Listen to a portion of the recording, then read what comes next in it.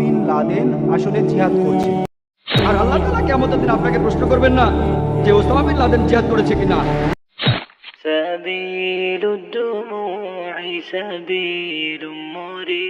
আসসালামু আলাইকুম, আমার নাম আমিনুল্লাহ শরীফ।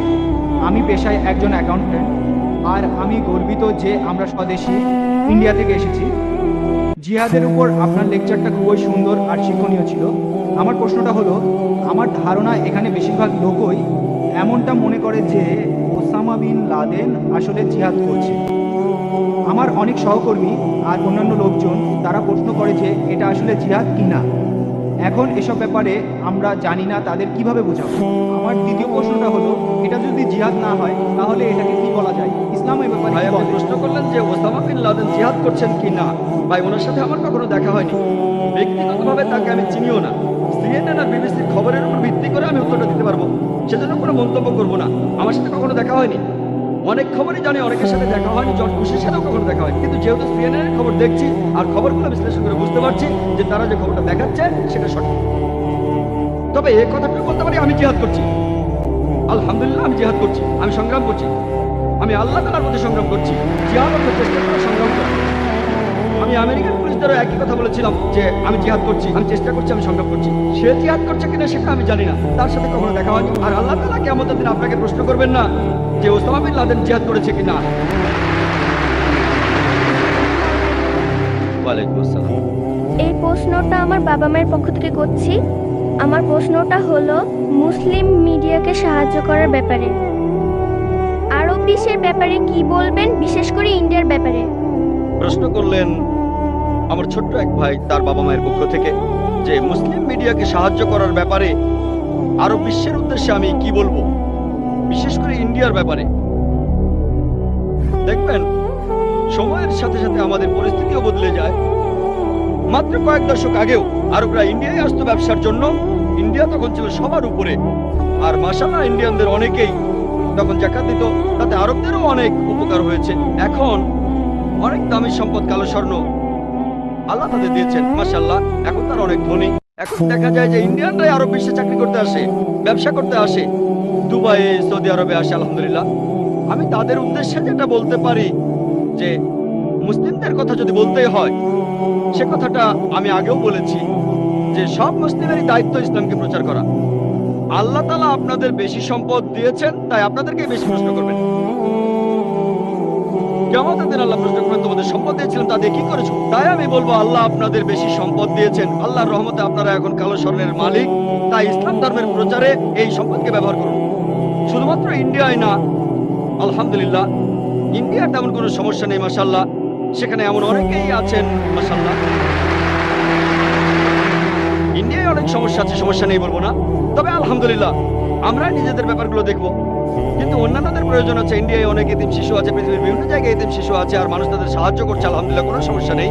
তবে সাধারণভাবে আমি সামগ্রিকভাবে বলবো, আরবদের উদ্দেশ্যে আমি এই কথা বলবো, যেহেতু আল্লাহ তাদের কালো স্বর্ণ দিয়েছেন, তাদের উচিত হবে সত্যের ধর্ম প্রসারে এগিয়ে আসা। ব্যক্তিগতভাবে আমি অনেককে চিনি আরবদের, তাদের পকেটে যে টাকা থাকে সেটা দিয়ে তারা 5-10টা চ্যানেল খুলতে পারে, পকেট মানি দিয়ে 5 থেকে 10টা চ্যানেল আল্লাহ তাদের দিয়েছেন এই সম্পদ।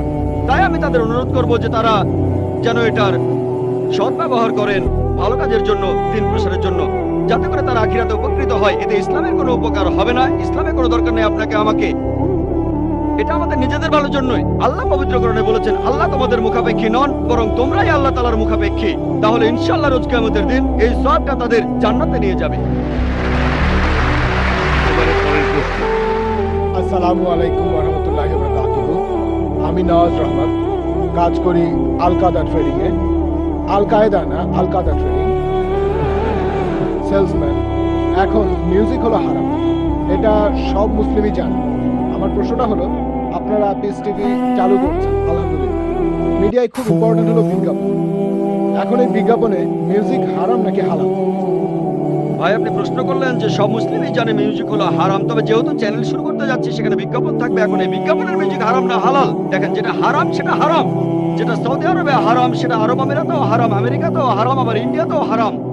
যদি না আপনার জীবন বিপন্ন হয়, যেমন মদ খাওয়া হারাম, কিন্তু যদি আপনার জীবন বিপন্ন হয় আর অ্যালকোহলে আপনাকে বাঁচাতে পারে, এটাই নিয়মের একমাত্র ব্যতিক্রম। যদি জীবন বিপন্ন হয় কোনো বিজ্ঞাপন না থাকলেও ইনশাল্লাহ আমাদের চ্যানেল বিপদে পড়বে না। এই জন্যই আমি আগে বলেছিলাম যে একটা চ্যানেল চালানো কঠিন, ইসলামিক শরিয়া মেনে চ্যানেল চালানো আরো কঠিন। সেজন্য আমি আল্লাহর কাছে দোয়া করি আমরা যেন শরিয়া মেনে চলতে পারি।